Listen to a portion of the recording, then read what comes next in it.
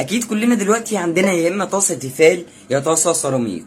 فاكتر مشكله بتواجهنا ان الايد ديت بتلخلخ، فاغلبيه الناس بتطنش وتقول عادي ملخلخه بس شغاله نستعملها، وده بيتسمى اكبر غلط، لانك انت لو استعملتها وهي ملخلخه هيحصل معاك زي ما حصل في الفيديو ده.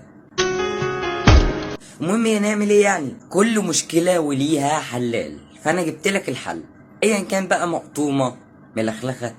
اي طاسه من بتاعت اليومين دول بيبقى فيها من ورا كده فتحه، والفتحه دي بيبقى فيها مسمار. ما تقوليش ما لقيتش فيها مسمار عشان بيبقى متغطي بالزيوت وكده. اربط المسمار. وطلعوا الفيديو دوت ترند عشان كل ام تخلي بالها.